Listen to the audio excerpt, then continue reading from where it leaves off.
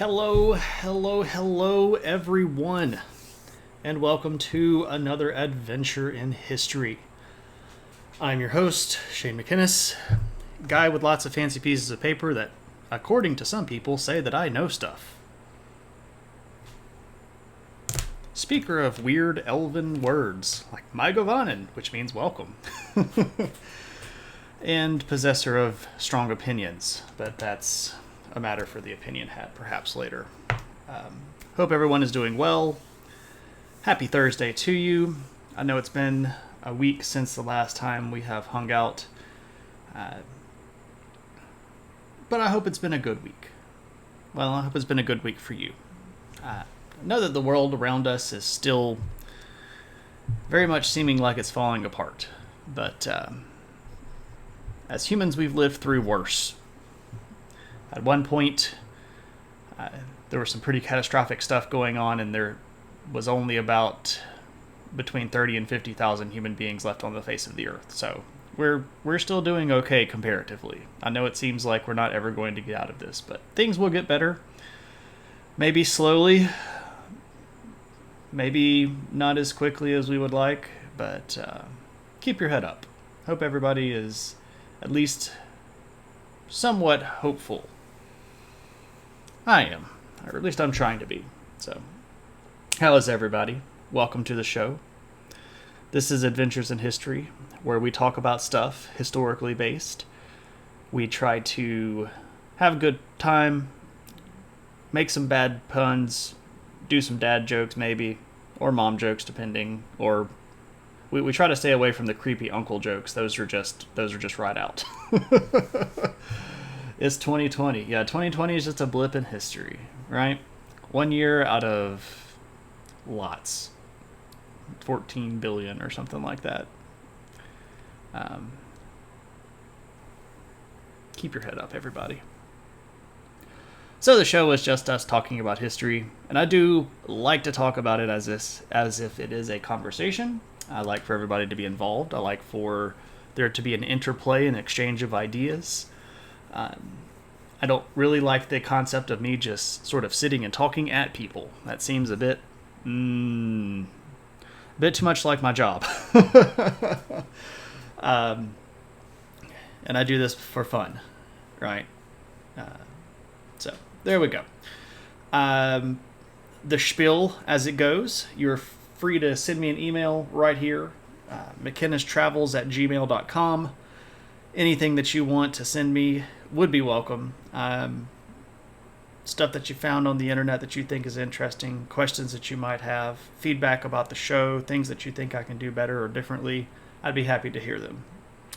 Also, you can give me a follow on the social media, Twitter and Instagram @SomeHistoryGuy. I know last week I said I was going to try to be better about social media. I think I posted once since last week. I got a little overwhelmed. For those of you that don't know, I am a masochist for punishment, and so I'm getting another master's degree because, as I mentioned, I have fancy pieces of paper, and I guess I just don't think that I have enough of them. In reality, it's going to enable me to teach different subjects at school, and this is going to hopefully give me more job opportunities in the future and maybe get me a little bit more money. And I just do like learning.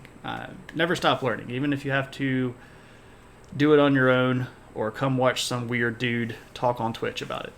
You're the sadist in the relationship. I do know how to slow down a little bit more sometimes. So there we go. But anyway, I'm taking master's classes here over the summer. I'm also having to effectively overhaul my entire online course criteria stuff so that I am able to teach 100% of my classes online in the fall. The school that I teach at is not going fully online, but I fully expect that to be a reality after a couple of weeks, especially once we start getting reports of people getting infected on campus. I think that it's going to end up right back at kind of a lockdown mentality around the college campus. But that's just me being foreseeing. I don't know. I might be completely wrong on that, but It is what it is. We will see. We will see. So, let's see, is there anything else? Oh, there is something new. Hey, Fid, how's it going? In the interim week, I spent a little time working on something, and we now have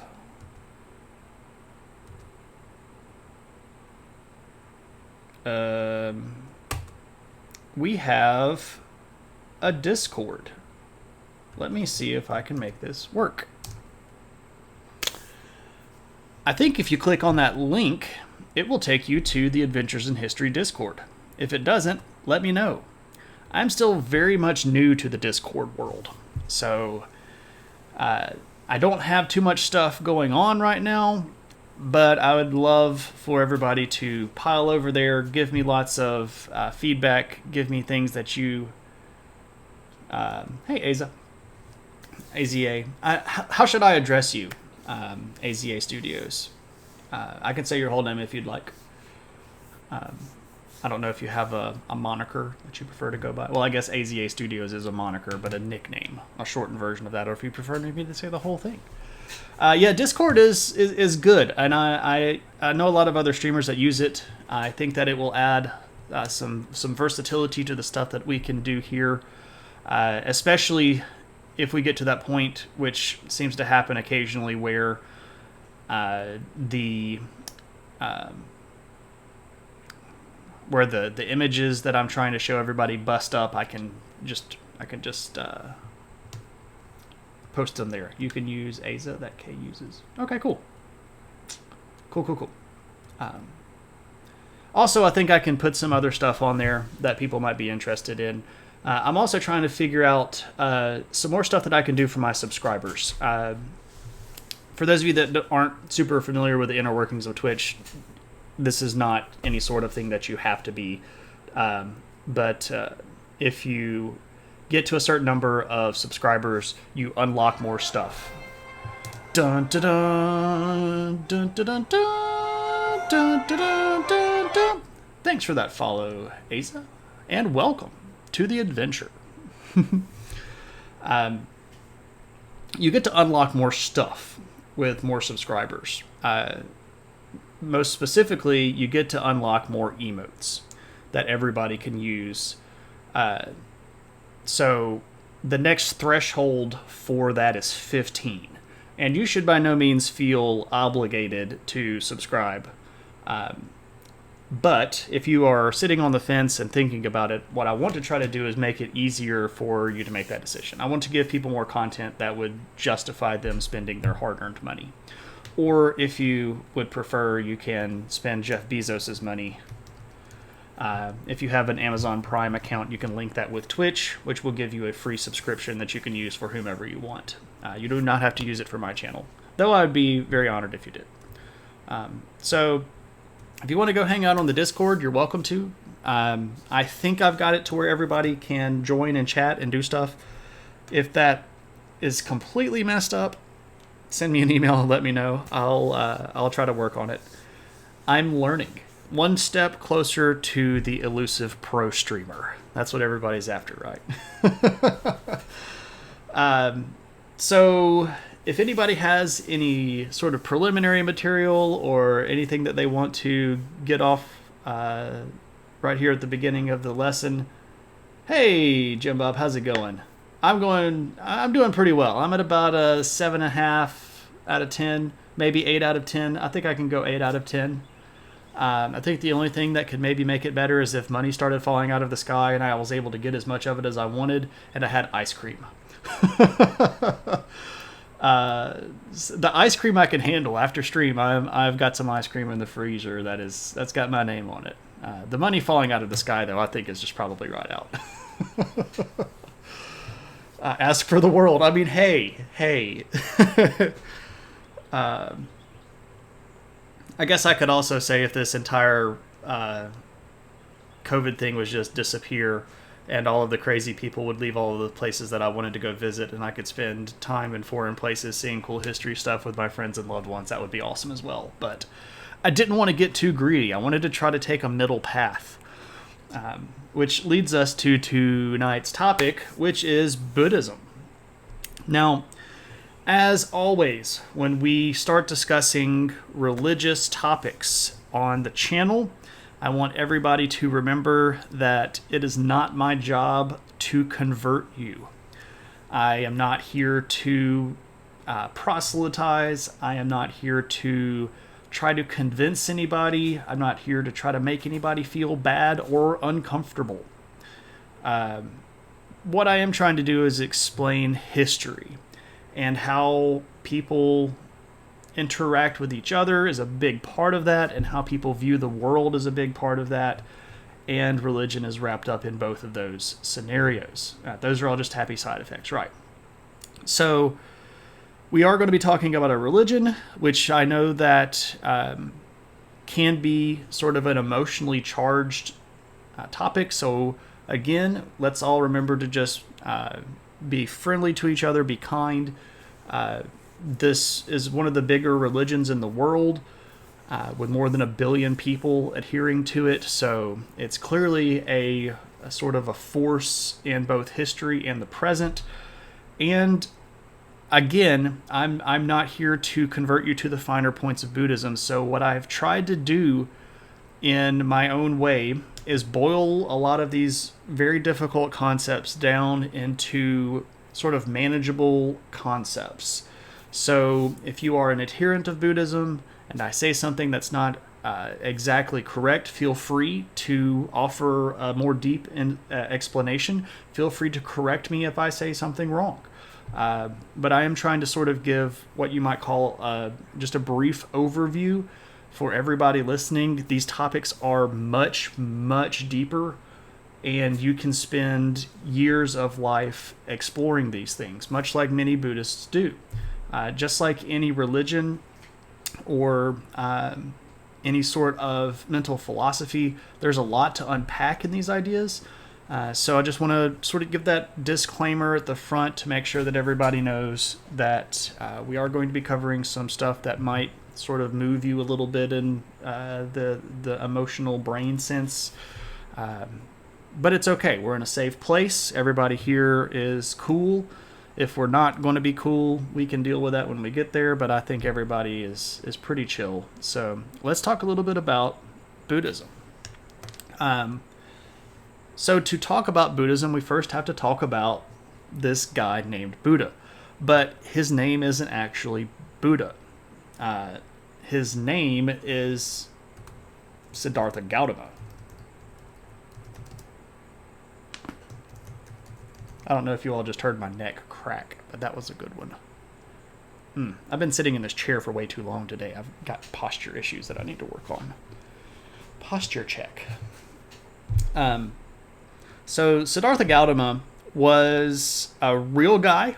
He was born somewhere in the past. And Siddhartha Gautama to you too. We don't have a firm date for his birth or his death. There are different traditions of Buddhism that claim a certain age range. Historically speaking, there's not a lot of evidence to support a sort of nailing down. If we were to give an overview of the period of time that we're talking about, if you'll remember last stream very briefly, we mentioned the Vedic period or the Janapada period of India. This would have happened right around the end of that period of time. So somewhere between the 6th century BC or maybe the early to mid 5th century BC is when Buddha most likely lived. We do know a lot about his life from writings that came from both his... Also, your notifications suck. Sorry about that, Daria. I'm going to have to pause for a moment. I'm going to do this because I feel like I need to. If you haven't already followed Daria Axanova, friend of the show, please go do so. I do have to take a moment, and this is related absolutely nothing to anything related to the show, but about a week ago, Daria sent me a message on Facebook and said, "What's your email or what's your address?" And that's kind of a question that, like, why? You're clearly wanting to send me something. So I gave her my address. I'm really weird, by the way, about taking gifts. Gifts are odd to me. It forms this weird social bond that I don't necessarily know how to negotiate because I'm very socially awkward. I'm not the character you see played on TV. I am much less suave. I don't even know if I'm suave online. I don't know if I come across that way. I'm clumsy when it comes to reading social situations sometimes. I think it might just be because I'm a guy. It might also just be because I'm weird. But in the mail today, I got a package sent from Daria to me that contained a framed and signed Teenage Mutant Ninja Turtles print, signed by Eastman, one of the two creators of the Ninja Turtles. Other guy being Laird, Eastman and Laird, the original creators of the Ninja Turtles. Which was, it was freaking nice. It was just really freaking nice. And thank you, Daria. I really appreciate that. I'm catching feels again. Yeah, Kevin Eastman is a pretty cool artist, and I've liked the Ninja Turtles since I was a child. So that was a good gift, and it hit me right in the undersized heart. So many thanks. That was awesome. Hey, Graythar. Good to see you. I'm going to have to kind of compose myself again. Shane's heart grew 3 sizes today. It's actually a sign of really bad health when your heart gets enlarged.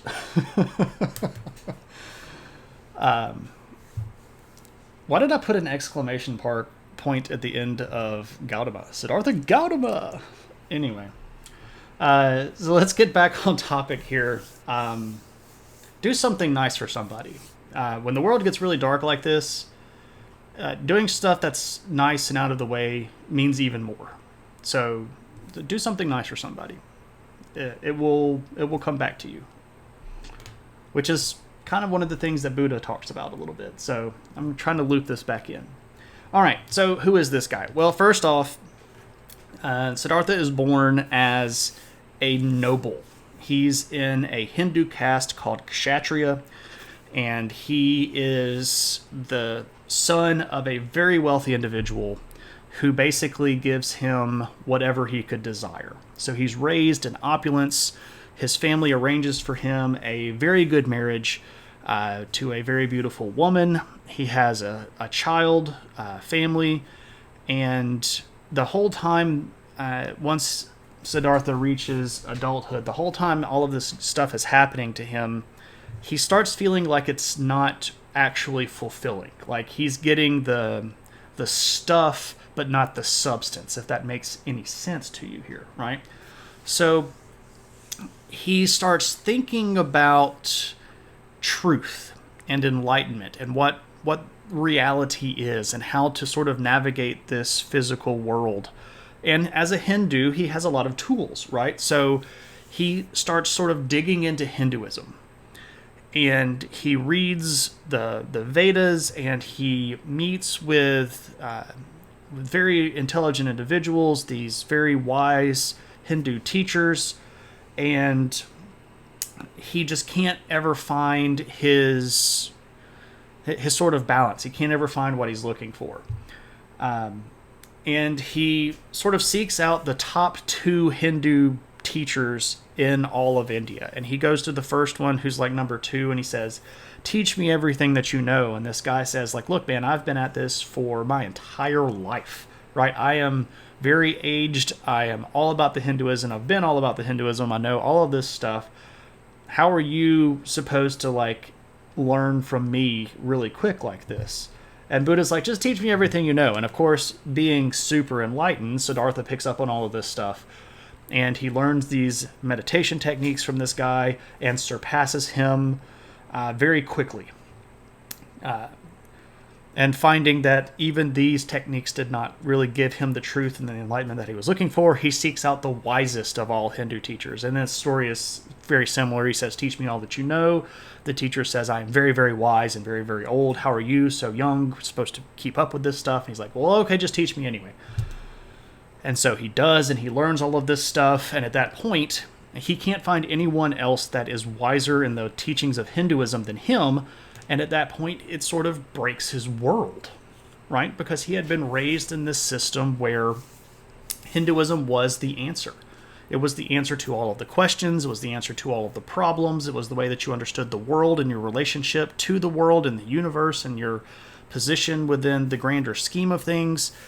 And once he sort of found this lacking, he gets really flippin' depressed. He's like, how am I ever going to figure this junk out, right? We all seem, kind of have these moments where we're like, I've learned everything that I'm supposed to know, so how in the devil do I even get stuff or learn more stuff? And so he gets really sad. And he decides that he's just going to go out and meditate. And he's going to deny himself everything, and if this kills him, so be it. He's sort of kind of done with this iteration of the world. I have pictures here that I'm neglecting to show you, so let me show you. This first picture here, you are probably going to be like a no-duh.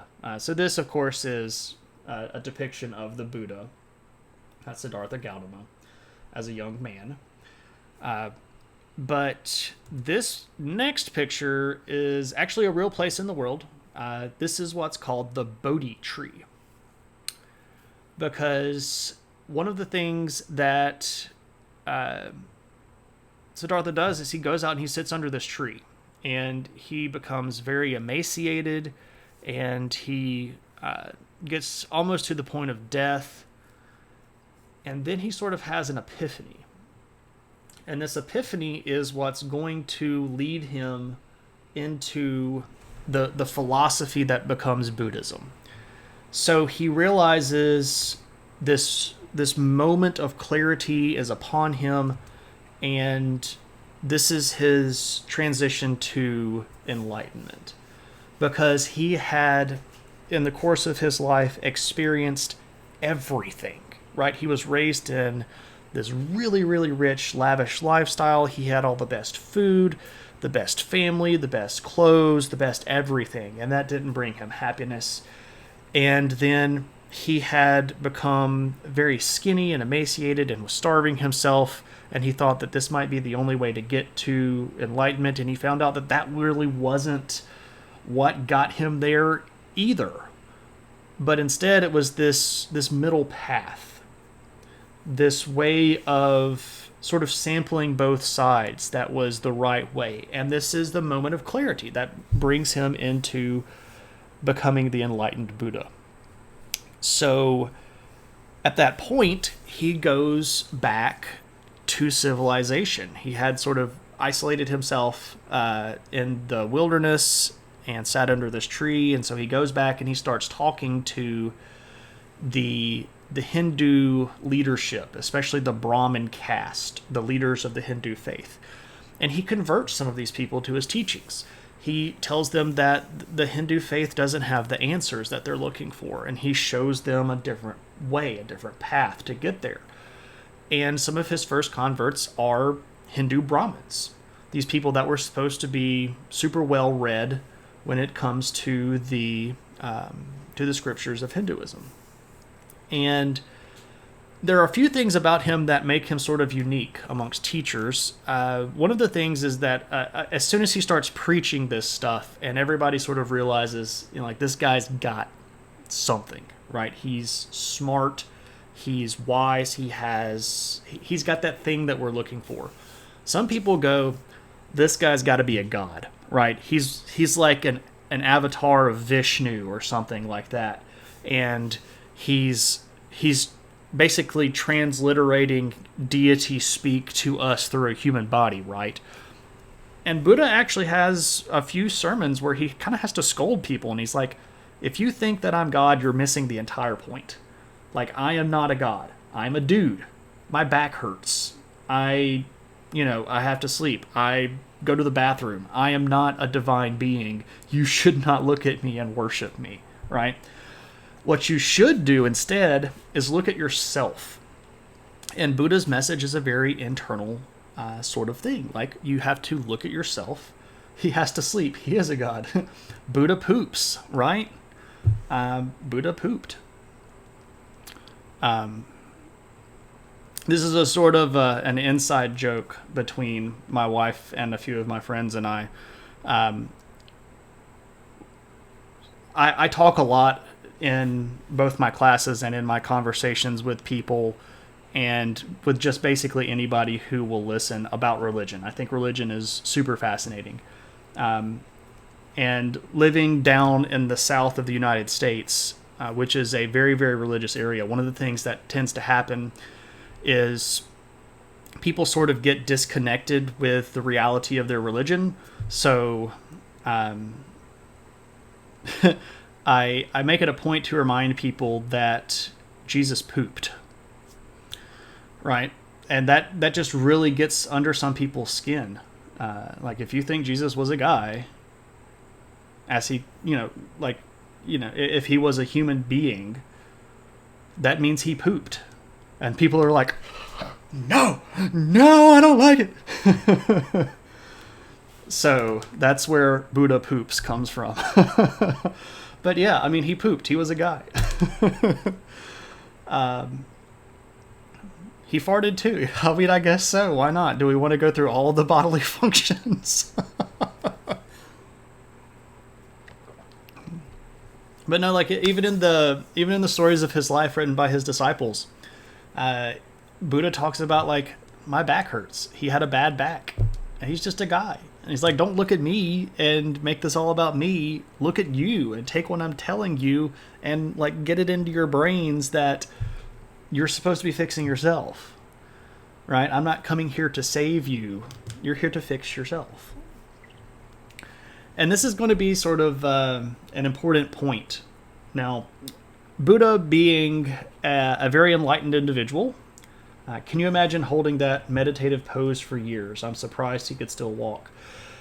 Yeah, I mean, a lot of the practices, and I know that was just kind of a ha-ha thing, but the pose that you see Buddha sitting in very frequently comes from a lot of the Hindu background that Buddhism comes out of.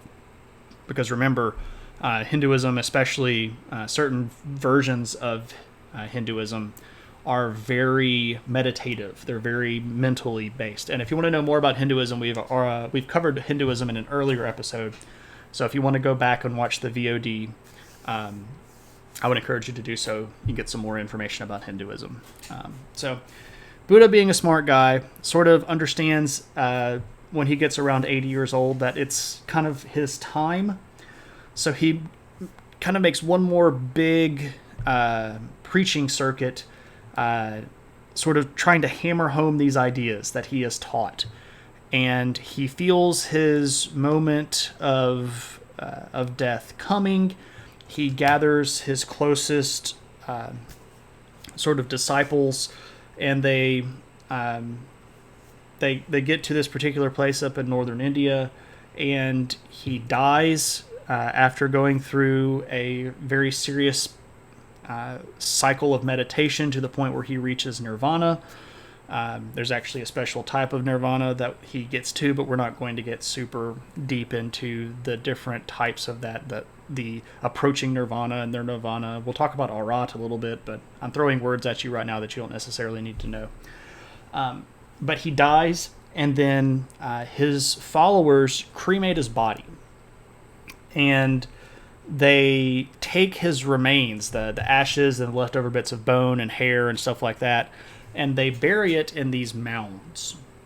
And that's where they stayed supposedly for hundreds and hundreds of years until the reign of a particular guy named Ashoka, who's a very important Indian ruler from India.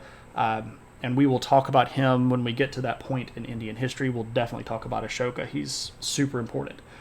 One of the things that Ashoka did was go to these mounds that were called stupas. I should type this. Stupa. And he unearthed the remains of Buddha and then put them in actual big buildings. So there are places all over India where you can actually go to visit a stupa, like this guy. This is the Dhamek Stupa. This is a very large building built around the time, it was around 500 AD. This is not the original building that Ashoka built. Ashoka built a much more basic sort of standing stone ring around the area. This is added later, but these type of stupa buildings are still all over Southeastern Asia. There's some in China. There are even Buddha remains in America, in Los Angeles. There are a couple of teeth that are claimed to be of the Buddha, and I think a hair at a Buddhist temple in Los Angeles. And you can find these in like Sri Lanka. You can find some in museums that are claimed to be pieces of the Buddha. There were actually big battles between some of these Indian kings over who got control over the Buddha relics. So fighting over relics is not just something that exists inside of a Christian background. If you know anything about medieval period and late antiquity, fighting over relics was pretty common. So that's sort of the end of the Buddha's life. And I recognize at this point that I have done basically nothing with our map over here. So the country of India at that time, again, would have been split up under a ton of different small level kingdoms. And it is suspected and thought that somewhere over here in this northeasterly corner is where Buddha would have been born and raised. And the region here, especially in the northern part of India, is going to be where Buddhism first really takes root and the teachings of Buddha are going to be spread. So that brings us to another question. And that is, what exactly do Buddhists believe? And this is a bit of a difficult question. And it's a difficult question for a couple of different reasons. Number one, Buddha himself didn't write any big documents that recorded his teachings. So we don't have anything that we might call an autograph that he wrote himself. What we do have are some recordings that his disciples made, especially his close disciples, wrote down a lot of conversations. So if you go to Google and type Conversations of the Buddha, you can bring up a primary source document that contains a lot of teachings where usually you'll see it in this conversational format where it's kind of like a disciple. I so-and-so approached the Buddha and asked him this question. Bleh. And the Buddha responded with this answer. Bleh. And then you get a little bit of back and forth sometimes, but sometimes it's just kind of this lengthy discussion. And those are really important, but there are also hundreds of different documents and thousands of pages of documents that are claimed by different versions of Buddhism as authoritative scripture or just nice stuff to read. And there is a difference between authoritative scripture and good stuff to read. To sort of bring this around to other religious sort of ideas, if we were looking at Judaism, you would say that the Torah is scripture, but the Talmud is good stuff to read. Or if you're talking about Christianity, the New Testament is scripture, but the writings of the early church fathers are just good stuff to read. So there's a level of difference. You can get religious value from both sets of these types of documents, but one of them is the good stuff, and the other ones are just nice. Like, oh, that's nice, right? And there's a lot of arguing between the various branches of Buddhism over which ones count and which ones don't. So to parse out everything that the Buddha taught while he was alive is a difficult thing, and I don't necessarily even want to wade too far into those weeds because it gets really nasty.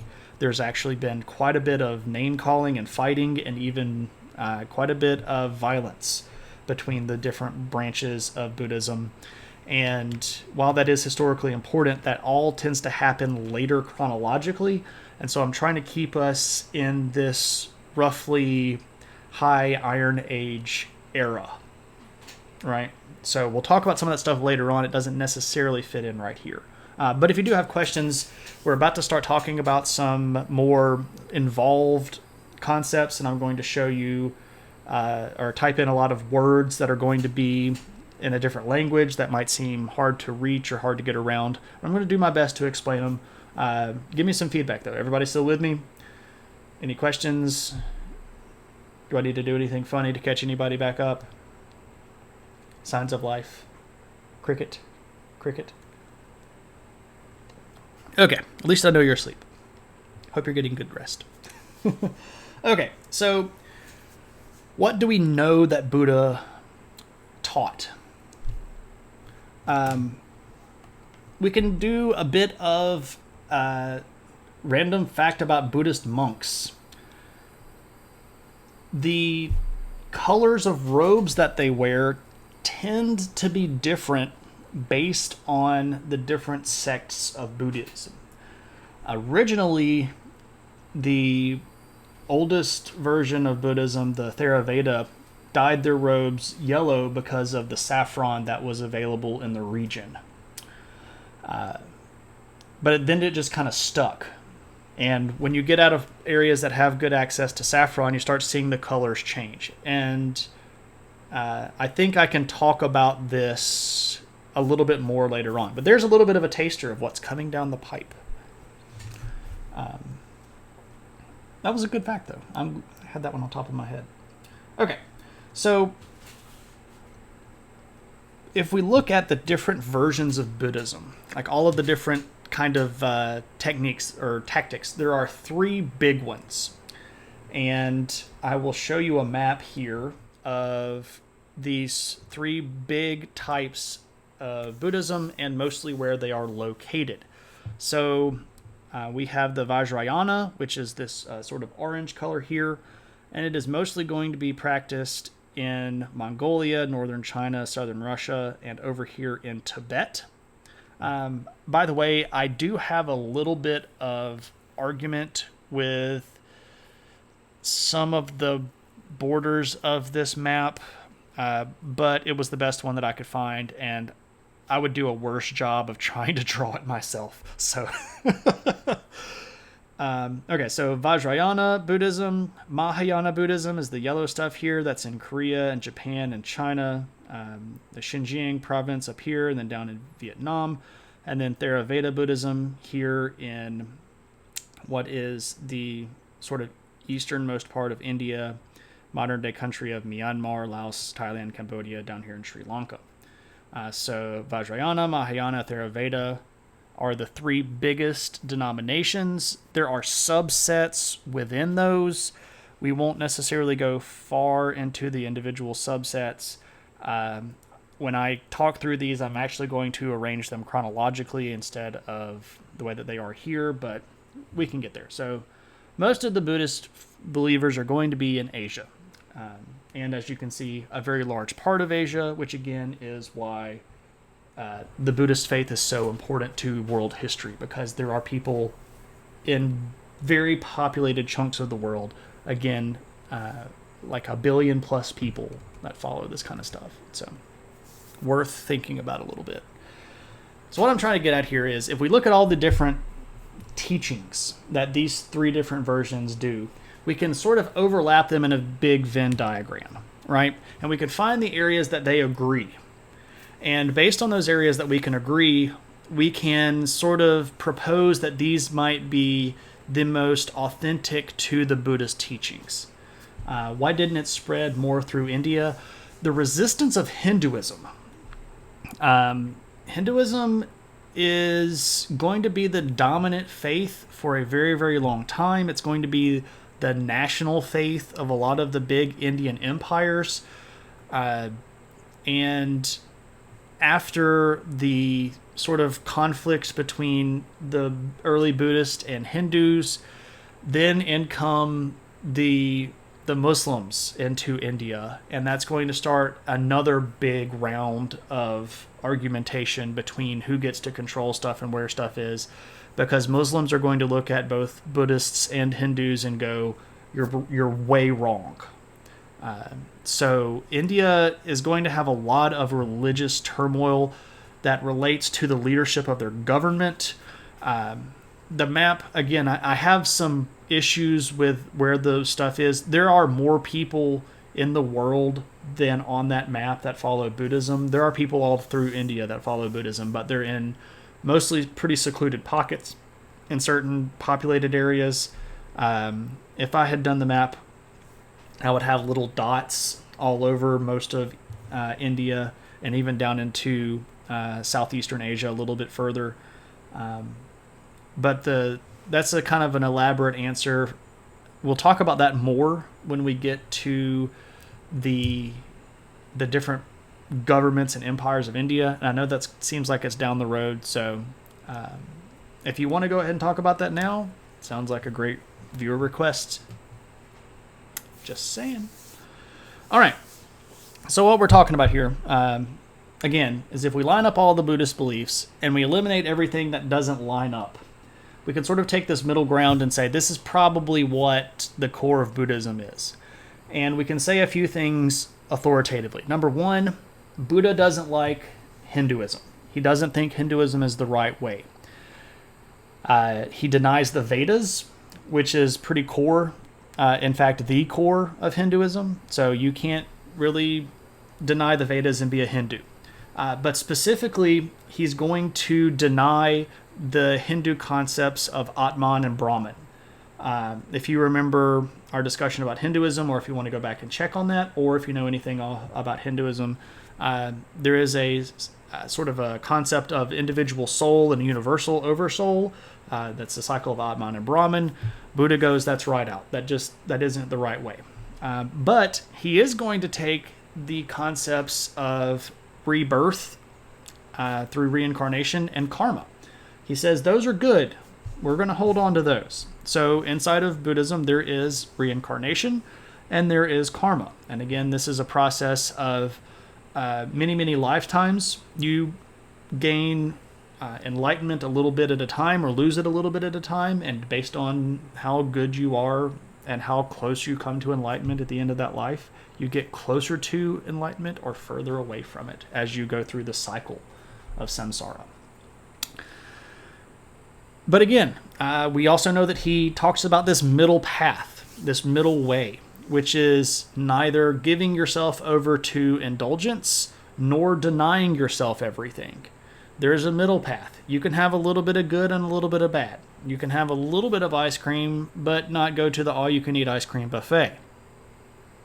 And it's okay to skip a meal here and there, but don't starve yourself to death, right? A golden path. No, that's later on for the followers of the Kwisatz Haderach, most specifically Leto II. And I would love to talk about that, but that's sci-fi history. For those of you that don't know, that's a reference to the Dune series of books, which is near and dear to my heart. Love me some Frank Herbert. That's future history. Right. Thousands of years into the future. But acceptable. Okay, so Vedas, no. Atman and Brahman, no. Overindulgence, no. Starving yourself, asceticism, also no. So what are we left with? We're left with do the good stuff, don't get overboard with it, follow the middle path, do better, and you can move your way towards enlightenment. All right, so here are some important concepts, because if we're going to be stuck in this reincarnation idea, we need to know what all that entails. And this brings us to something called the Four Noble Truths. All right, Four Noble Truths. As you might expect, there are 4 of them. The first one is called dukkha. And this is a sort of a statement here. And the statement goes that life and the experience of life is suffering. It's almost cut off at the bottom. Thanks. Much appreciated. So life is suffering. And before you think, oh man, every emo kid ever from the early 2000s is a Buddhist. That's not what we're talking about. We're not talking about wearing eyeliner and listening to My Chemical Romance. I've done one of those things frequently. The world is pain. No one understands my pain. That's actually number 2. So we're getting there. So life is suffering. And the suffering is a byproduct of desire. We are not talking about that either. Oh, that's a whole other world. No, we're not going to talk about that. That's an inside joke that I might have to add weird stories from Shane's childhood, because that would be something that I would have to ask you to redeem points for. By the way, if you're new to the channel, right below your chat in this corner, where is it? This corner, yeah, right over there. There are adventure points, and you accrue those just by hanging out. Just don't desire anything, and you're good. Yeah, there we go.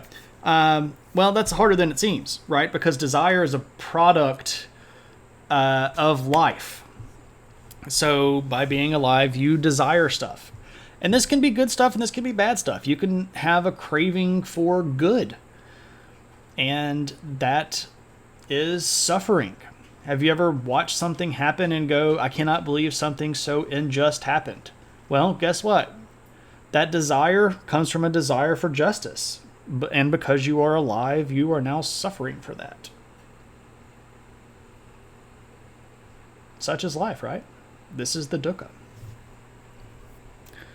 Which brings us to number 2. Number 2. It's called samudaya. We put lasers on the moon. Dr. Evil. Anyway, this is called samudaya. The concept here is that because we suffer, we experience pain. And that seems like a no-duh kind of thing, but it's actually a pretty interesting idea when you look at it. So suffering itself doesn't necessarily have to be painful. But pain is a side effect of suffering.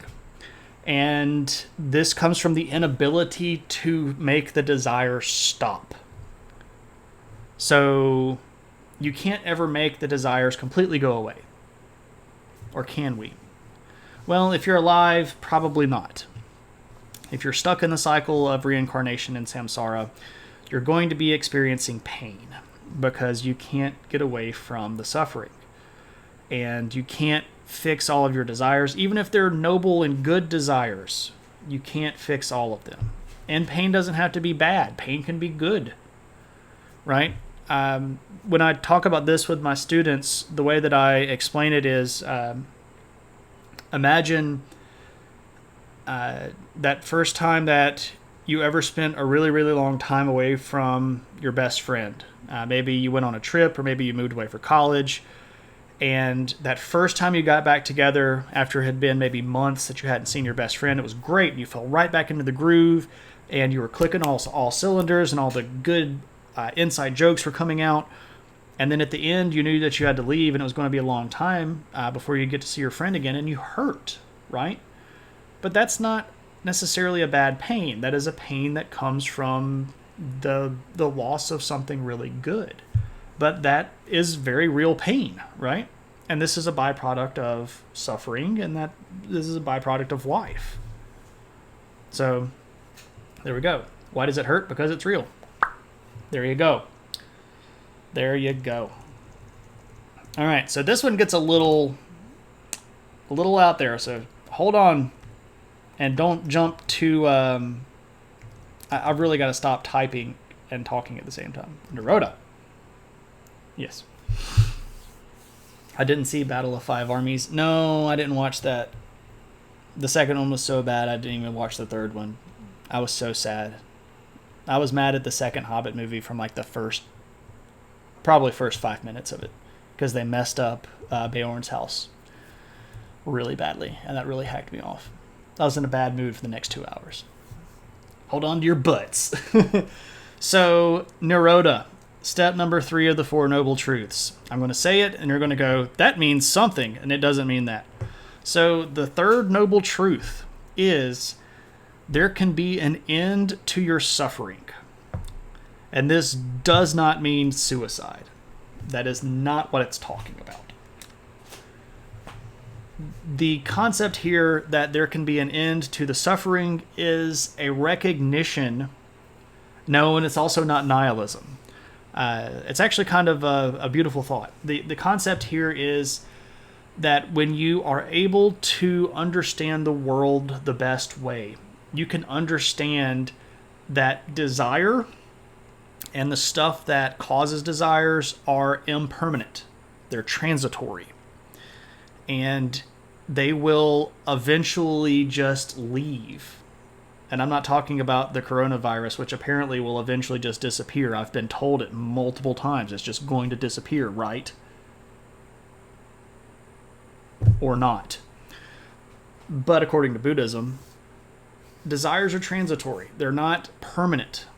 There is existence outside of desire. And once you wrap your mind around that, you gain a certain power over those desires. Have you ever been dieting and you go, man, I just really want a candy bar. And then you think about it long enough and you go, I don't really need that candy bar. And in the long run, it's probably better for me that I don't eat that candy bar.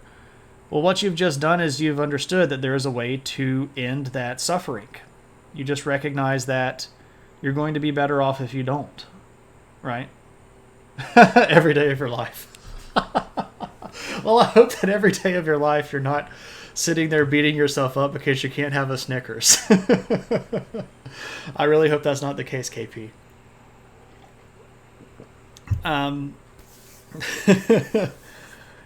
Oh, man. While I have a car battery attached to myself, that's Dodgeball. And that was a donut, I think.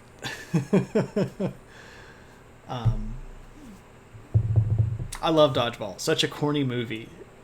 Nobody makes me bleed my own blood. Brittany and I watch that all the time when we get kind of bummed out. That movie, Anchorman, Tucker and Dale versus Evil, Shaun of the Dead. These are our go-to comfortable, goofy, haha movies. If you can dodge a wrench, you can dodge a ball. Right. Well, in Buddhism, if you can dodge suffering, you can dodge samsara. So if you can realize that all of this stuff is transitory, you can get around it, and you can escape, and you can get out. And the last one is another one that is not going to be what you might think it is, because unfortunately this has now been changed. MAGA. Not that. It's got 2 G's. So you're saying it's okay that she didn't call. Yes, because that feeling that you're feeling right now, pining for your lost love, will eventually go away, and you'll be able to look at something other than your shoes as you walk down the road. She never called. So, all great movies. Yeah, I think so myself. So what is this stuff? There is, once you realize the way out, once you have the level 3 noble truth and you understand that there is a way to end the suffering, all you have to do then is follow the instructions, right? So this leads us to something called the Eightfold Path, which is technically termed MAGA. And we're going to go through the Eightfold Path. which I'm sure everybody is super excited about because, like, oh man, there's 8 of these. It's going to take him forever. I'm gonna speed myself up a bit. Nah, didn't mean to do that. Just trying to get all this on one line. There we go. So the Eightfold Path all starts with the word right. So these are lots of different right ways of doing stuff. Dadgummit. I'm just having all sorts of keyboard issues today. All right. So these are the ways that you order your mind, and they get substantially more difficult. Before I go into this, you might have noticed a distinct lack of recognition for the stream title. For those of you that have been in the show, you know that the stream title is always some weird pop cultural reference or bad joke or something or other. And tonight's is, well, it sure beats raising cattle, which is perhaps one of the most esoteric of all bad jokes that I've put as a title. I don't know how many people recognize that. I think maybe 3 or 4 people might get it. It's a lyric from a song, and there are multiple levels of bad jokery. And when we get to the right step along the Eightfold Path, I'll explain it all to you. But if you get the weird pop cultural reference that is the title for tonight, just... Okay, I think KP gets it. I was hoping that he did. I think Mac in a lab coat might be the only other person. Maybe Brittany, depends on how much I've tortured her listening to this music. I'll explain it in a bit. It's part of the Eightfold Path thing. All right, so the right 8 things to do to get out of reincarnation is starts with understanding. You have to understand things. I'm going to have to shrink this really far down. That's got to go down to like 40. Still don't think I'm going to be able to get all of them in. Right understanding. This means that you have to think about the world the right way. You have to understand the concepts that make up the world the right way. You have to have a functioning knowledge of the way that things really are. Not the way that they appear, but the way that they really are. And that's important because our brains try to make things appear differently based on our desires, right? As an example, dare to be stupa. Oh, Kelly. Oh, man, I hope that means you know what this is. I really hope... Oh, Kelly, that's going to make me so happy. Also, great reference. Perhaps should have been a title of the episode. This is making me feel good. It means I know what it is. Okay. And Finn's just going to go Google it. That's fine, too. All right, so you have to understand the world the right way. Not the way that you desire it to be, but the way that it actually is. All right? Once you understand the world the right way, you can have right thought. And this means that you're thinking about things the right way. You're processing data the right way. You're not letting the desires of the world and the desires of your heart and the desires of this and that and the other kind of move your mind around. You're thinking about things in the right process.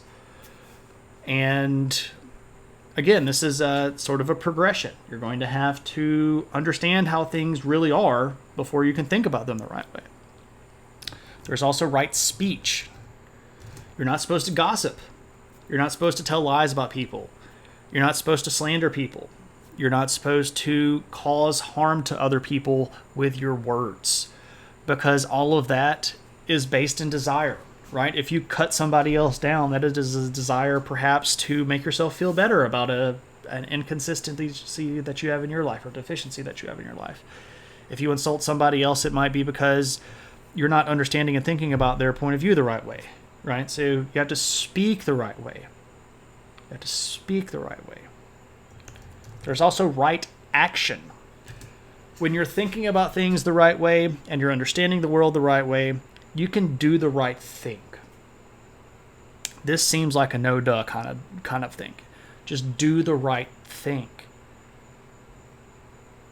I don't understand why that doesn't go along. But sometimes people don't do the right thing, right? They do it for the wrong reasons.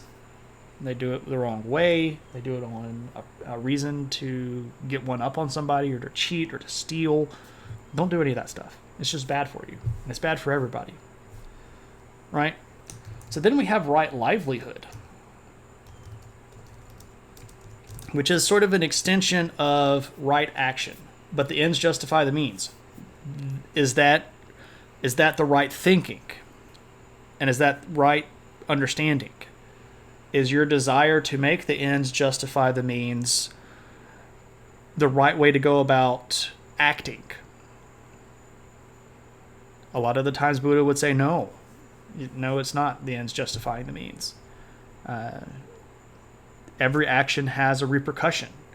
It has a positive or negative effect on you. It brings you closer to enlightenment or moving you further away from enlightenment. So livelihood is sort of an extension of that. You have to be in the right profession. And your way of life has to be the right way of life. And this brings us back around to the deeper pun that is in the name of the show tonight.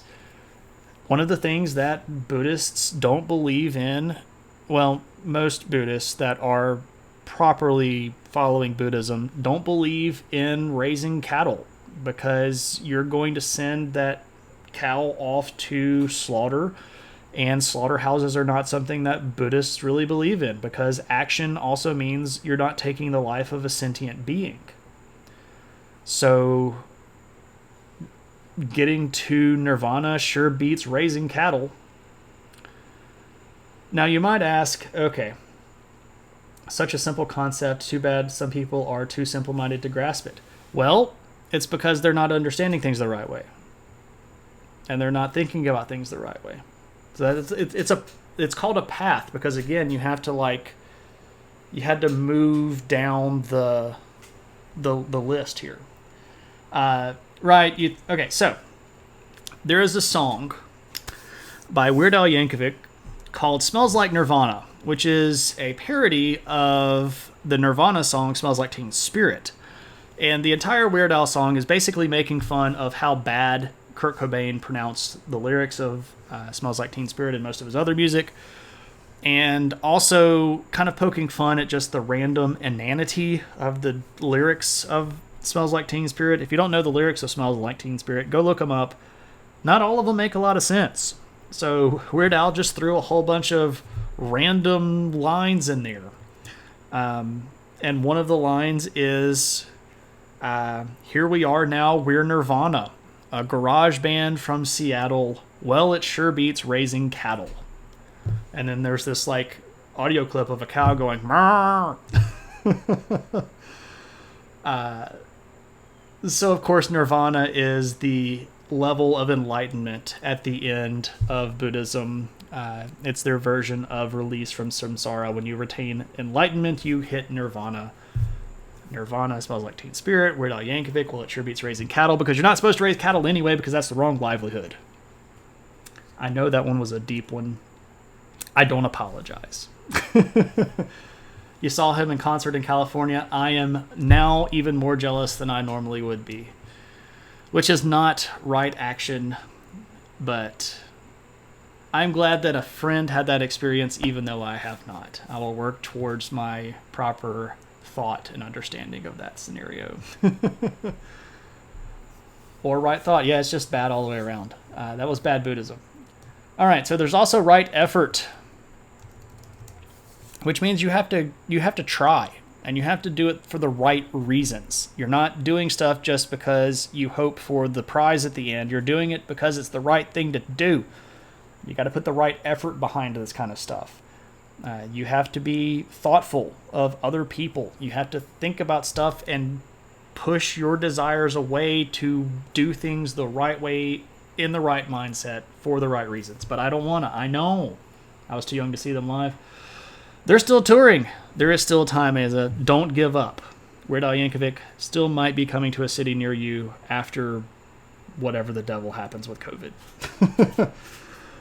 All right. Now the last two are the really, really, really hard ones. If you have thought that the rest of the Eightfold Path are super easy, yeah, I got that fine. These last two are the kickers. Oh, Nirvana. Oh, yeah. Nirvana won't be touring anymore. That came to a rather catastrophic end. So the last two, like I said, are really, really hard. Right mindfulness. This one's tough. Because what this means is, as you go about your daily life, you get in situations that are positive and negative. You get in scenarios that you don't have control over. Things happen. Other people do stuff that have repercussions on you. If you're following right mindfulness, you stay on the middle path regardless. Because you have trained your mind to immediately go through the process of the Eightfold Path for everything that comes down that path towards you.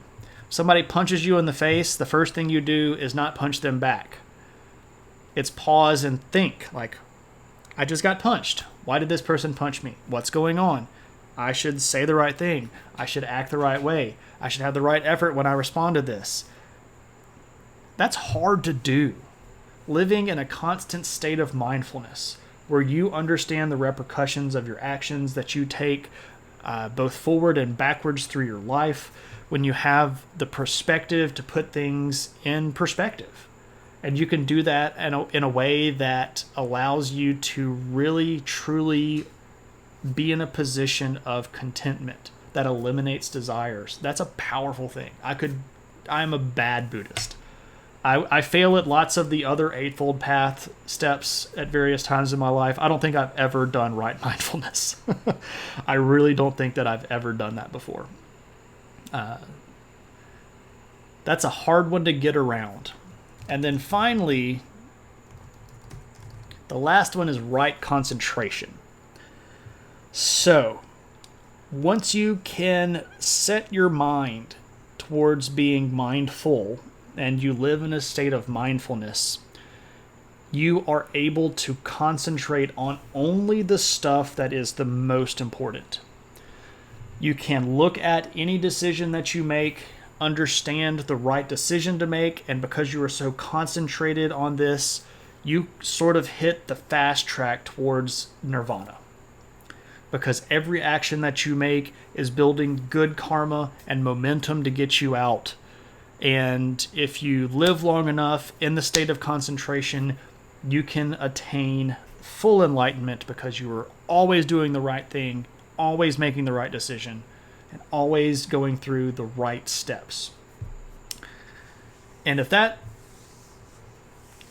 doesn't make any sense, I'd be happy to explain all of this stuff. But as you can tell, this is a very internal sort of concept. Some people don't really like the idea of calling Buddhism a religion.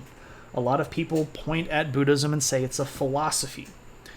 I am of the historic opinion that it is a religion, and I can go into a little bit of that if you all are interested. But it is a very internal religion. It's a very personal religion, at least in the original teachings of Buddha. So this is the stuff, right? So there's the Eightfold Path. Right understanding, right thought, right speech, right action, right livelihood, right effort, right mindfulness, and right concentration. Right? 1, 2, 3, 4, 5, 6, 7, 8. Boom. It's recognized by the U.S. government as a religion. Yeah, but lots of things are recognized by the United States government as a religion, and whether or not they are religions is always up to debate. Not everybody that... I can just pick sort of like the hot button concepts here. If you're a really strong Christian, you might not think other religions are legitimate, or vice versa. If you are a very strong anything, you might not think that anything else is a legitimate religion. It has legally endorsed chaplains. I know these things, but what I'm trying to say is just because a government says so doesn't mean the people that adhere to that faith believe that same thing. Governments are... Oh no, that was baited. That was baited. I'm not going to do it. I'm not going to chase that rabbit. I was about to get into a whole discussion about what governments are and the concept of social construction and ideology and sociology, and I'm not going to do that. I'm not going to do it. I was in a really good discussion, by the way. Joby Dorr, friend to the show, guy that has popped in a few times in the chat, was on his channel earlier, had a great discussion about governments and state and stuff like that. So, oh, why not?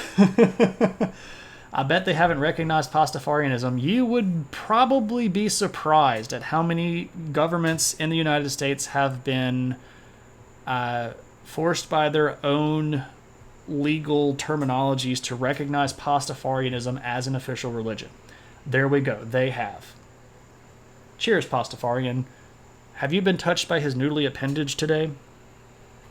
Dress up like a pirate. It'll save the world and get rid of climate change. I'm very familiar with Pastafarianism. The flying spaghetti monster is an interesting concept. When I say that I study religion, I'm not being discriminatory. I know lots about lots. I've studied basically anything that you can possibly consider a religion in some form or fashion. Spaghetti monster for the win. If you're unfamiliar with Pastafarianism, give it a Google. It's worth the read. It's all done tongue-in-cheek, but with a strong purpose. And I think that if you approach Pastafarianism using the Eightfold Path, you will understand that it's just a really good joke that points out a lot of problems in our wider society. So, approach it with an open mind. Now, so those are the Four Noble Truths. Life is suffering. Suffering leads to pain. There can be a way out of that pain if you follow the Eightfold Path. All right, so those are the things. But there are things to help you along the way, right? There are elements of Buddhism that are going to be able to help you walk this path. And these are called the Three Jewels. Lots of numbered things in Buddhism. So the first of the Three Jewels is the Buddha. Now, this is where we're going to get a little bit fuzzy, because in some versions of Buddhism, they only mean the Buddha, like Siddhartha Gautama. In some versions of Buddhism, they mean anybody that has reached Buddhism, or Buddhahood, a Buddha status.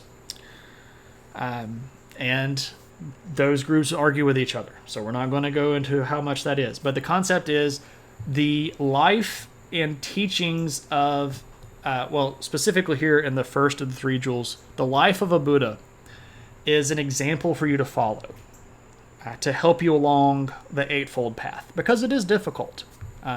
It's challenging. It makes you think about things, and it makes you move against your nature. One of the things that I kind of use as an aphorism that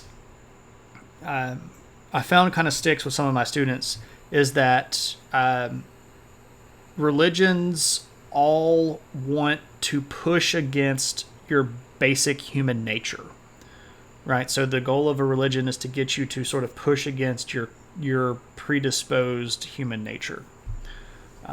Thinking is hard, right? There we go. But the Buddha can help. Look to his example. There is a Dharma. This is the second of the Three Jewels. This is the teaching of the Buddha, the right way of the Buddha. This is not the same as Dharma in Hinduism. The word is the same, but the implication is much, much different.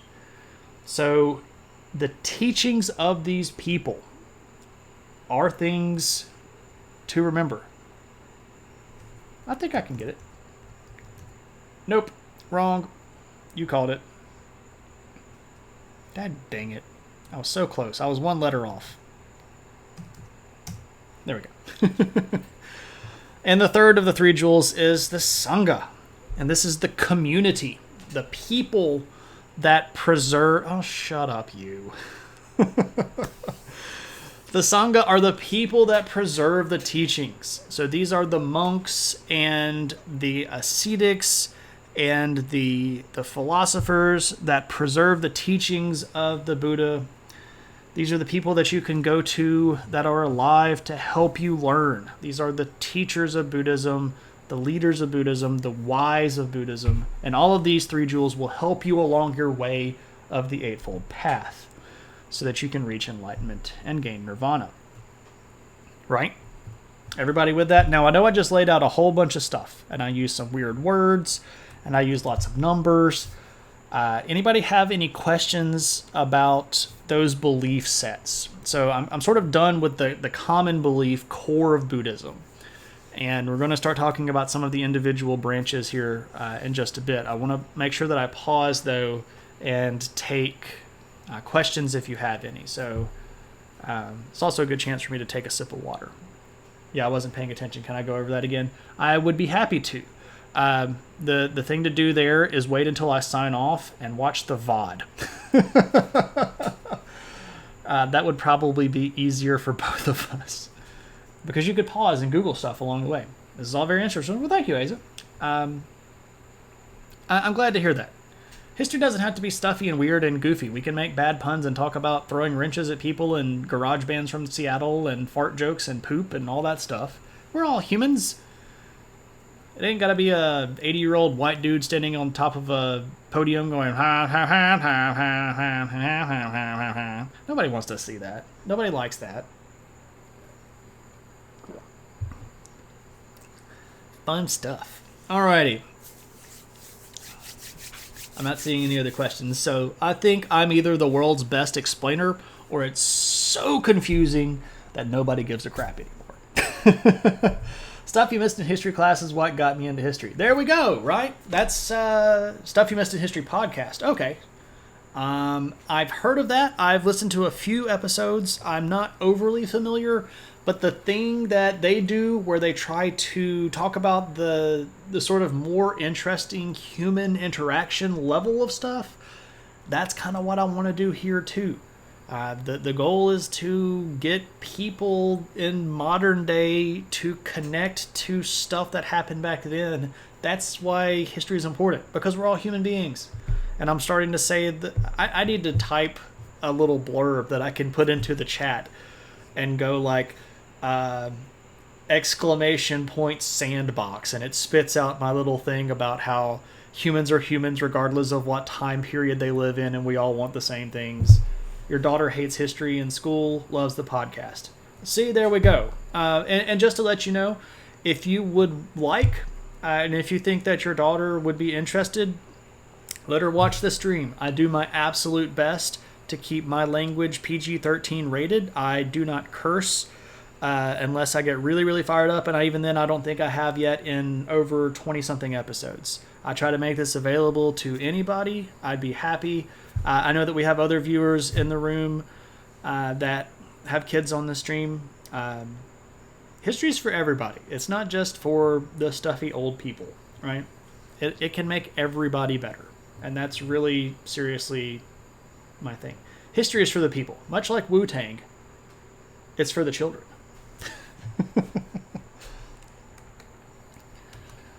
Alrighty. So let's talk about some of these branches. And I mentioned these earlier. The Theravada is the first that we'll cover. I've got to sneeze.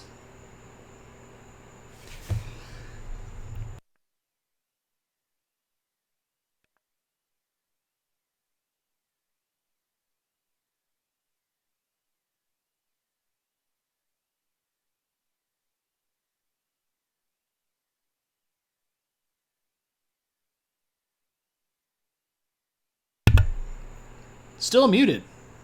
Sorry about that. Thank you. Theravada Buddhism. Another word that you might see that refers to this is Shrevakanya. Oh, gosh, I can't talk and type. Shrevakanya. Let me type that down.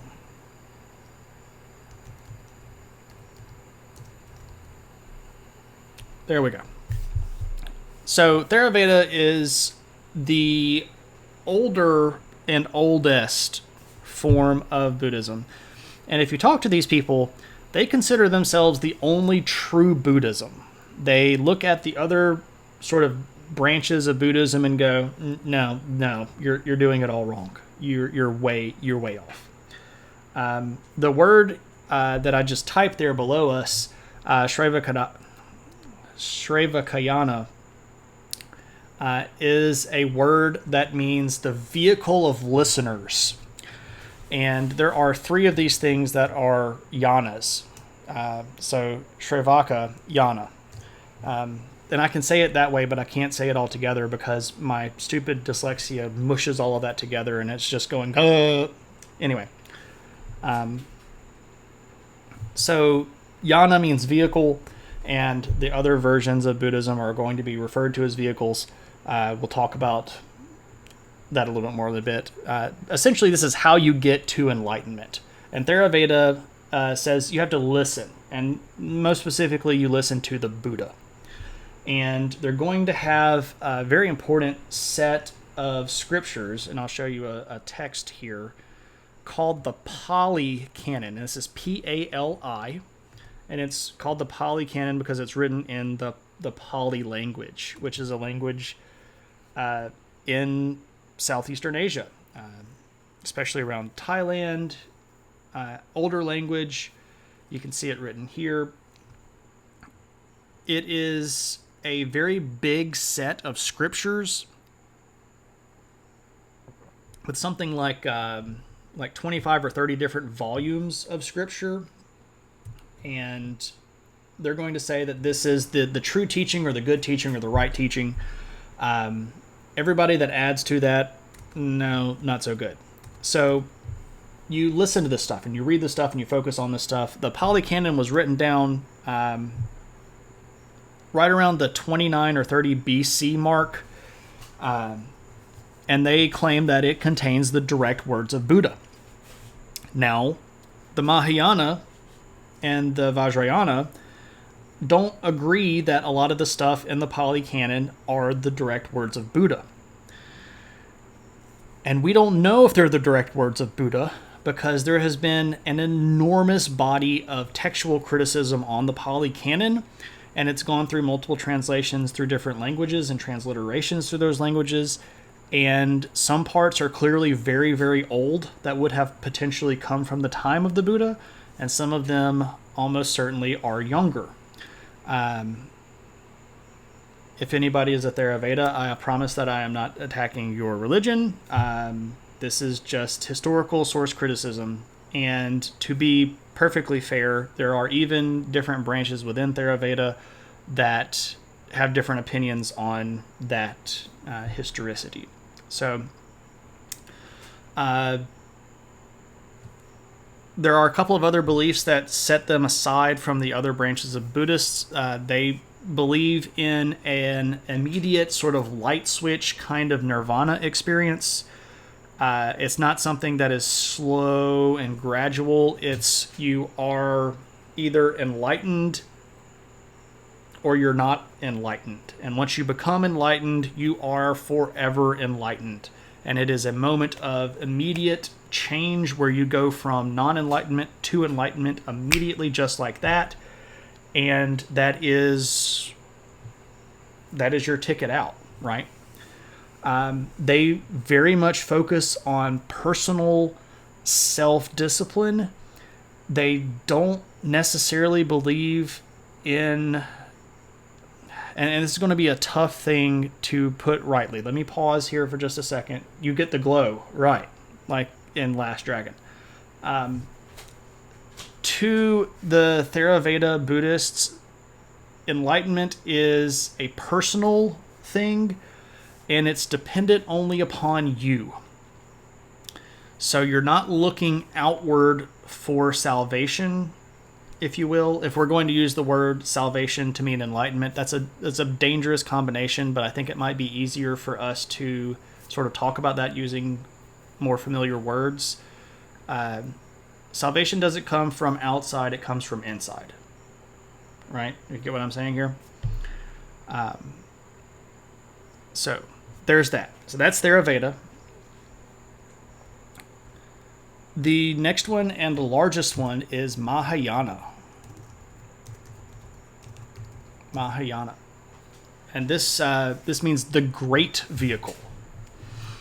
So this is the big old vehicle. And by the way, again, these vehicles are ways to get you to enlightenment. And the reason it's called the great vehicle is because Mahayana is a very outwardly focused version of Buddhism. And it's designed for everybody. And everybody is supposed to help everybody else, right? So this is more like we're all playing tug of war. And if we can pull everybody over to the side of enlightenment through combined action, the world will be a better place. And they're very outwardly focused. And this is where you can already start seeing some pretty severe differences. So Theravada is a very inwardly self-focused version of Buddhism. Mahayana is a very outwardly focused version of Buddhism. And this has actually led to a term. And I'm going to share this term with you because it's important historically. I would very much caution you, if you speak with Buddhist people, to not use this term lightly, because it can be very, very offensive. It's not a curse word. It's just a way that Mahayana people have categorized Theravada people. And it's called Hinayana. And this term basically means the deficient vehicle or the small vehicle. And initially this didn't mean anything negative because Theravada was it's an inwardly looking belief, right? So it's a small vehicle. If you're only carrying one person, you don't need an SUV unless you live in America. Right? So small vehicles are good for one person. But this became a derogatory term to criticize Theravada when Mahayana became so prevalent. They would look at them and say, "Are you riding the small vehicle?" And this is kind of like, "Are you riding the short bus?"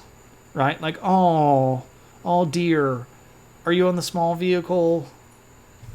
So it becomes important historically for you to understand that concept, but don't go throwing around Hinayana like a joke. Like, don't just laughingly ask somebody if they're riding the Hinayana, the deficient vehicle or the small vehicle. It's not polite. So Mahayana Buddhism is based on a bunch of stuff called sutras, and there are hundreds of different sutras. There are some that are very, very important, and some and held important by all versions of Mahayana. There are some that are more important to others. If you know anything about the Buddhism in Japan, there's the Lotus Sutra that becomes very, very important to those people over there. It's kind of important to people in China, but they have other ones that are more famous. I'm not showing you all the pictures that I have, and I apologize. I get talking about this stuff, and I really get interested in it, and I forget to show you pictures. Let me pause and show pictures. Because I hear in my head Brittany going, "You've talked for like 10 minutes now, and you haven't shown a picture." So let me pause, and I'll show pictures. Okay, so again, that's the Polycanon. Okay, so here we have a Theravada monk. And again, we have these nice orangey yellow robes. These are, again, dyed using saffron, which is a plant that grows pretty readily in that region. If you know anything about Indian food, lots of Indian food has saffron in it. Very, very tasty. Also, lots of curries that get down into the Thai world have saffron. If you've never had Thai curry, or if you've never had Indian food, go eat some. It's pretty good stuff. I quite like it. Had Indian food last night. The Indian restaurant in my city has really upped its game.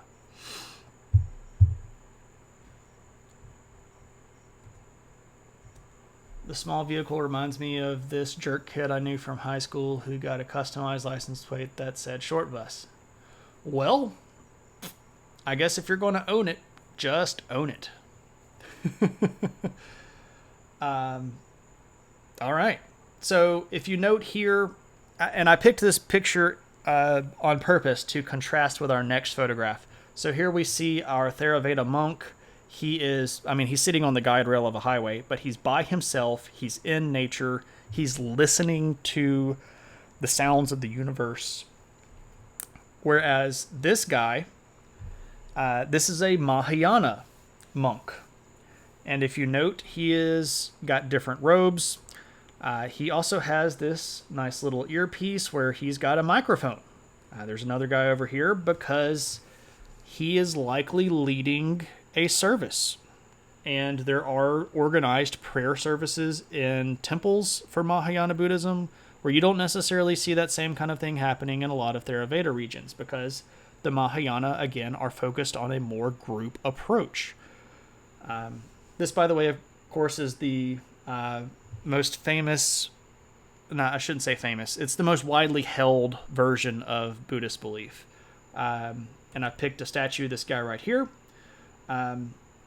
This looks like Buddha, right? And you might look at this and go, oh, that's Buddha. Well, it's actually Amida, who is a Bodhisattva and reached the position of Buddha or the title of Buddha, but is not Siddhartha Gautama. So Amida was a different person. It's very famous. That particular statue is in Japan. There's a version of, there are actually a couple of versions of Buddhism in Japan, Amida and Shingon, all this different stuff, Pure Land Buddhism. And you can read about all this stuff if you want to learn some more. If you want suggestions on where to go to read, you can send me some emails and I'll be happy to kind of point you in the right direction. We're not going to get too far into the weeds, though. We're probably already way more in the weeds than a lot of people want. But I really love this stuff. Makes me so happy. Especially the fact that people are interacting. You guys are awesome. Okay, so what makes Mahayana a little bit different? We've already mentioned this sort of broader spectrum or scope or focus. They also believe that enlightenment can be a process. So you can get a little bit of enlightenment, but not all the way enlightened. And this is used to allow them to bring in different beings, especially different enlightened or what we might call ascended beings or deities. So if you go to China and you're talking about Buddhism, they're going to have lots of statues to lots of different things called Bodhisattvas. And a Bodhisattva is just a Buddhist enlightened deity that has not reached full out release from the universe. But they're further along than we are as human beings, so they can help us. And it is the job of every living thing to help every other living thing reach enlightenment. This is why it's the great vehicle, because it's big and it's got room for everybody, right? They also believe that other Buddhas existed before Buddha. So they have sort of looked back through their history, and they have made allowances for wise people prior to the life of Buddha, and they've gone, that person was a Buddha. This was done in part historically, according to most theories, to allow the more polytheistic Chinese to approach Buddhism. Because if you go to Theravada Buddhist school, they're going to tell you there aren't really such thing as gods, and if there are gods, they're not there to save you, and they don't really care about you. You're definitely not going to pray to them to get any sort of benefit from your life. Just fix yourself. Don't worry about what's floating around above your head. That's not really a thing that a lot of the Chinese people would have accepted very easily.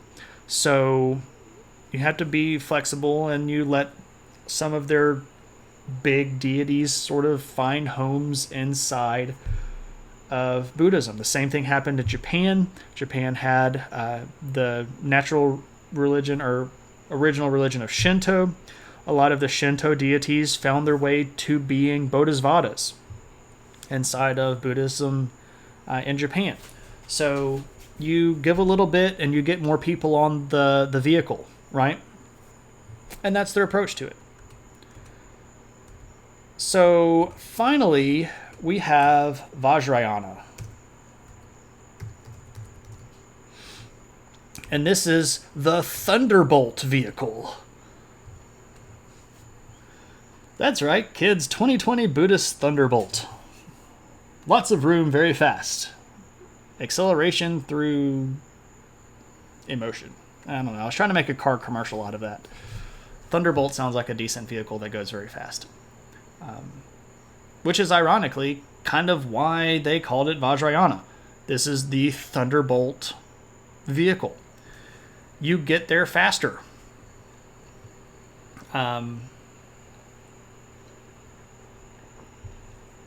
You get there faster through processing certain techniques. That sounds exciting and American. It's actually the smaller of the three. Fewer people adhere to Vajrayana than either Mahayana or Theravada. Depends on the standard. Thunderbolt 1 is meh. Thunderbolt 3, though. Oh, man. That's a good one. So, inside of Vajrayana Buddhism, there are these things called tantras. And this brings us to the part where everybody's going to go, hee, because the adjective version of that is tantric. And I know a lot of people's brains immediately went there. That's not the whole picture or the whole thing. Tantra is a system of action and thought that focuses your emotion and essence along a particular track. So not everything that is tantric is boy-girl related or sexually related. A lot of tantra is meditative and has nothing to do with particular acts that you might be thinking about right now. It's a lot more about harnessing the power that lives within your body to sort of fast track you along the way to enlightenment. And this is where they start borrowing quite a bit from Hinduism, because the texts that go along with Vajrayana are not really fully canonized. There's not a set distinction of this is where enlightenment is and this is just nice stuff to read. They have sort of an open canon. So if you find wisdom somewhere and you can make it applicable to your life, go for it. And it's not really very even organized. Their tantric texts are kind of all over the place. And that's not a bad thing. It's a very open way of looking at the world and seeing wisdom wherever you find it. But they do bring in stuff from Hinduism, and this is where they differ quite distinctly from both from Theravada and Mahayana, because when you start bringing even some Vedic truth back in from the Vedas, well, did Buddha really teach about the Vedas that much? And the Vajrayana would go, well, he got samsara and karma from somewhere, right? He got it from Hinduism. And that stuff is described in the Vedas. So why can't you read part of the Vedas that talk about that and then see if there's wisdom there? ¿Por qué no los dos? See? There's a lot of yoga involved in Vajrayana. They also have a lot of visual meditation stuff. So let's get to our pictures real quick. Again, this is Amida, a Buddha from Mahayana, but this guy, I picked this guy on purpose because I think he might be the world's most recognizable Buddhist. This is the Dalai Lama. He is the sort of spiritual head of Vajrayana Buddhism. His native home is Tibet, but based on political pressures from the government of China, he is not actually allowed into Tibet. And he lives most of his life in India. Also sometimes in Nepal.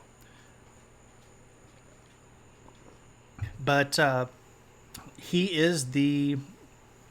there's a lot of religious symbolism that's wrapped up in the concept of the Dalai Lama. And just as a note, Lama is a title. The Lama is a title. There are other lamas inside Vajrayana Buddhism. One of the lama's job is to pick the next Dalai Lama. That's the dude's purpose, is to find the next incarnation of the Dalai Lama and go, yep, it's this guy. So there we go. So this is the Dalai Lama. He is important and very, and apparently, based on all of the stuff that I've ever seen about this guy, a super nice dude. And my images are doing that dumb thing where they won't skip to the next one.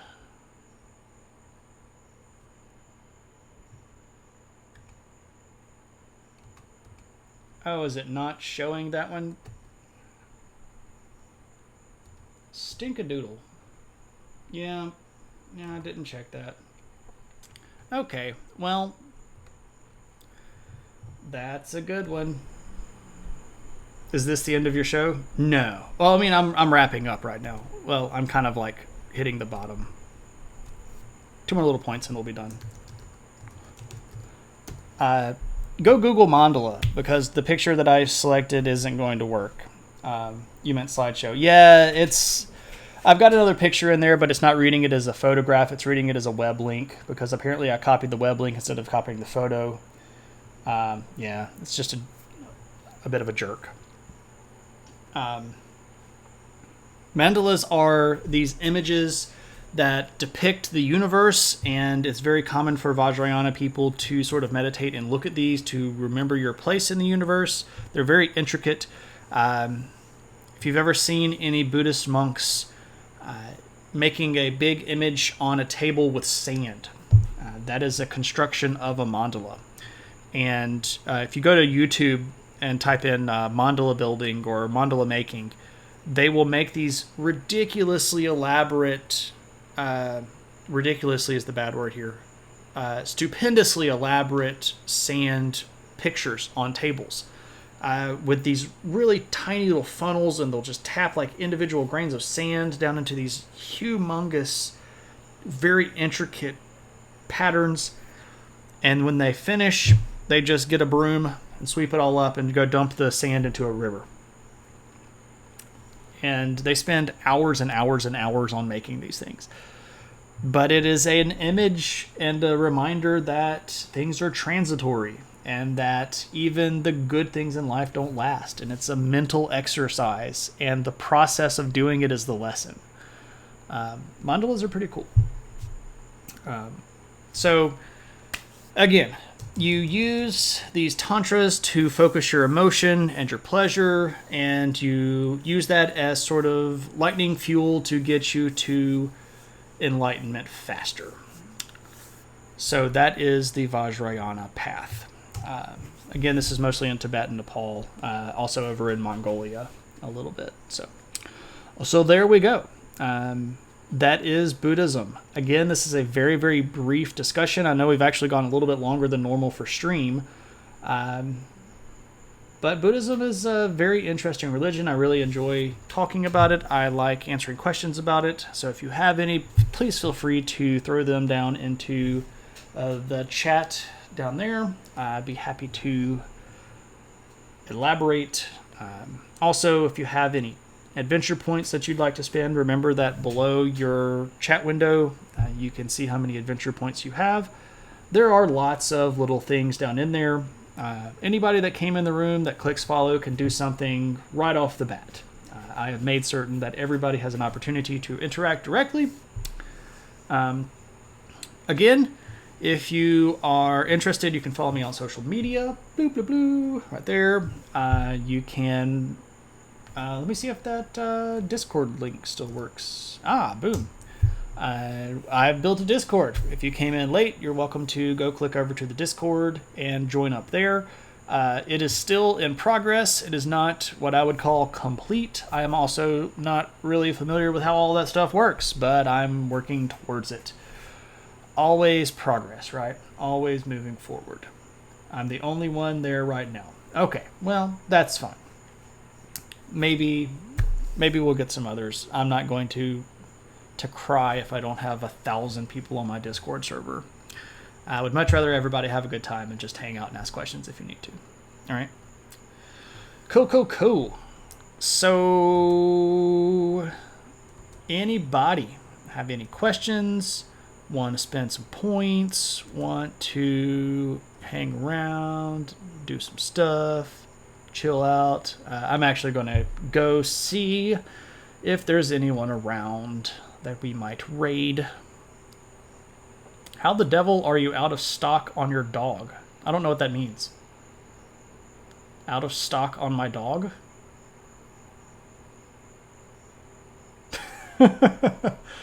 What does that mean, KP?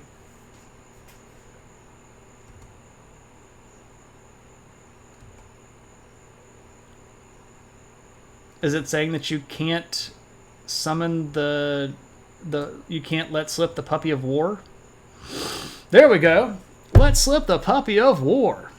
All right, let me call the puppy.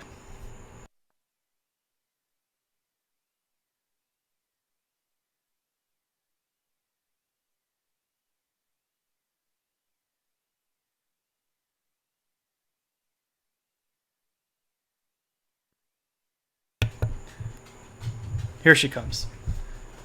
Come here. Oh, of course. Come on. Come and see me. Yes, she has... Ooh, it's okay. She has, once again, the chicken. Oh, the grossest thing ever. The chicken of death. It is so gross. What are you doing? Well, here, come here. Come up here. People want to see you. People think you are cooler than I am. Come here. Come on.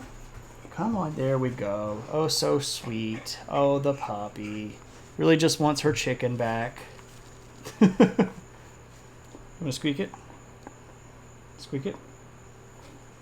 You squeak it. It has squeakers all in it. Arr. Okay, there we go. So just to let you know, the stand that I had my laptop on does not like it when I move the laptop lid down. So there we go. That's only because she's cooler than you are. I don't doubt it. She's a mess. That's for certain. All right. So other people's pets are getting me through this pandemic. Right on, Kelly. Well, I'm glad that Kaylee can help out. She's a mess. She's a nut. But, you know, she's fun, I guess, sometimes. Hello. Okay. For some reason, my random history fact, Middle Europe. Now, do you mean middle as in timeline or middle as in region?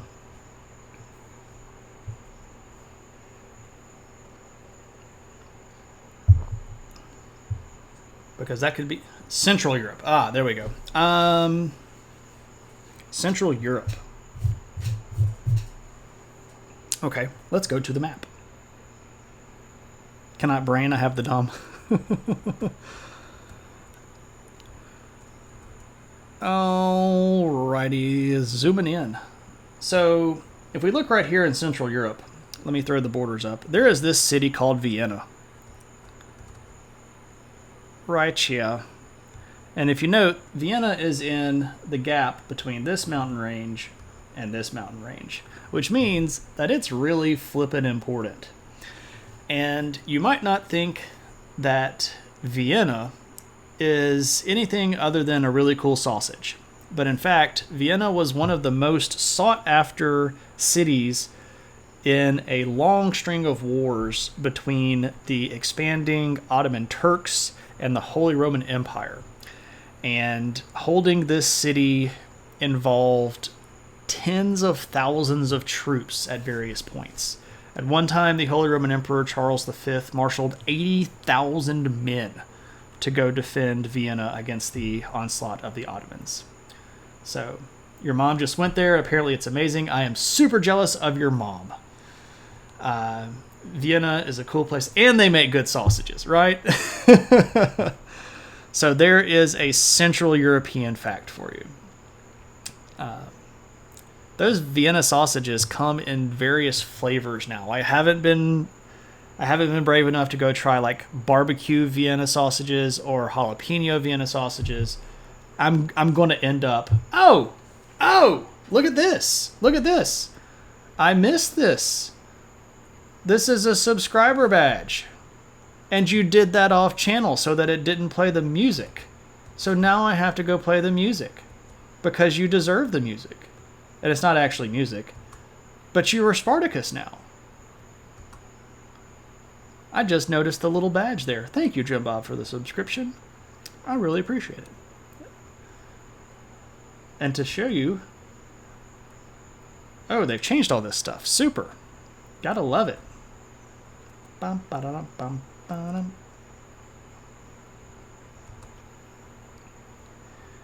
This goes out for you, my friend.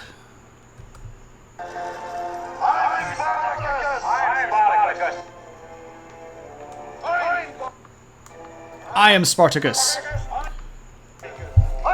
I'm Spartacus. I am Spartacus. Everybody that subs gets to hear the music. Nobody gets left behind. All right. So let's see who we're going to raid. Do. All right. So looks like we've got... Oh, Kyle redeemed a random fact. Did I miss it? I apparently have missed it. Did I get any guidance? Oh, come on, Twitch chat. Middle Earth. Which age, Kyle? I know so much stuff about Middle Earth, it's redonkulous.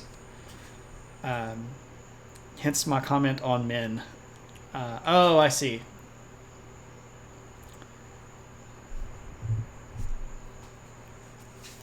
So I guess I could just give any random fact about Middle Earth here. Middle Earth history is really, really long, by the way. Thousands and thousands of years. Okay, so here's a random Middle Earth fact for you. If you read Lord of the Rings, the oldest living character of any race that shows up in the story is Treebeard the Ent, who was created before even the trees in Valinor by the goddess Yavanna, because she had learned that there would be beings that would go through the forest and cut down trees. And she went to the sort of god of Middle Earth, the leader of the gods of Middle Earth, and said, I want something to protect my trees, dadgummit. And so she made Ents. By singing and talking to the trees, and they are the shepherds of the forest. And Treebeard is the oldest of them, so he is the oldest living creature that you see in the Lord of the Rings. Now, there is argument about whether or not Tom Bombadil is older, but because we don't actually know what Tom Bombadil is, we can't answer that question. So some people say that he's a Maya, which is sort of an angelic or lesser being of Middle Earth, but we're not 100% certain about that because he never really describes who he is. The evidence to him being a Maya is pretty great because when he picks up the Ring of Power, it doesn't have any effect on him, which would indicate that he is of at least the same level of power and influence as Sauron, who forged the One Ring. But again, we don't have enough about Tom Bombadil either in the appendices, the poem where he shows up, or Lord of the Rings to make that completely clear. Tom Bombadil is Bombadil. That was a direct quote, by the way. I really, really like Tolkien stuff. I could teach a class in completely fake, made up Elven history very easily. I love that stuff, man. I have just recently started my 26th annual reading of Lord of the Rings. I have read Lord of the Rings every summer since I was 9 years old. I just got through reading the Silmarillion again. You'd attend that class? I tell you what. Oh man, now I'm trying to think how I could even. You'd like to see me and Stephen Colbert loader off? That would be amazing. Maybe one day when one of my stories gets turned into a movie and I get fancy and famous enough to go on Stephen Colbert, that would be great. Viewer request it. Yeah, see, that's what I was thinking. I don't know if that would be a viewer request or if I made that some sort of goal. Like, maybe if we hit a certain number of subscribers goal. But the problem would then be that I have, as I've mentioned, incredibly generous friends, and they would just dump stuff out on everybody. And I don't want to put a financial burden on any one individual just to get something that they want. But I guess they wouldn't have to do that. I'm now having an ethical argument with myself out loud. I'll think about the history of Middle Earth. That's an interesting concept that I would actually be super interested in. I don't have Google Middle Earth, though, so I don't know what I would do about maps. All right. I've had it with real people, too. Yeah, I mean, I talk about this stuff all the time. It's really my jam. I really, really do like it. All right, ladies and gents, I think we're going to go raid Cave Geek, who is streaming now. Only friend... digital images of the maps that you could zoom and track. That's a possibility there, KP. All right, ladies and gentlemen, if you have any more, see you, Grethorb. If you have any more questions or comments, go ahead and turn that in. There's always a little random burrito. I don't think it's a random burrito now that I'm seeing it. It's 2 burrito 2. Yeah, last call for points. I'll do my little wrap-up thing. Thank you all so very much for coming by. I hope that you've had a good time. I hope that you maybe learned a little bit about Buddhism, see the world just a little bit differently maybe. And I have a hat. I do have a hat. I have the opinion hat, which was gifted to me by KP, and I have the adventure hat, good old adventure hat. And Burrito has a hat. It's a little top hat. Anyway. I'm going to hit the raid button. We're going to go raid Cave Geek, friend of the channel, pretty cool guy who makes maps of fantasy worlds, including Middle Earth. Last time I was in, he was working on a map of Middle Earth that he had made out of leather. Talented guy. So if you would, make sure that you prepare your call. Our call is adventure, and then throwing as many little adventure hats as you can into the chat. Next time I see you will be next Tuesday night, 6 p.m. Central Standard Time for viewer request episode. That viewer request episode is the Mongols, highly anticipated by some of our stream friends. Next Thursday's episode is going to be a bit of a hodgepodge because we're going to move a little bit back towards the Near East, and we're going to talk a lot about a whole bunch of tiny little kingdoms that sort of pop up, become very important. Random history fact, the Mongols. They believe in a god called Tengri, who is the giant god in the sky that made everything, and really doesn't care if you praise him because he knows that he's awesome. And if you want to hear more Mongol facts, come hang out with us Tuesday at 6 p.m. Central Standard, where we will talk about the Mongols for quite some time. All right, everybody. Thanks very much. Really appreciate you all hanging out. Much love. Do something nice for somebody. Make the world a little bit of a better place, right?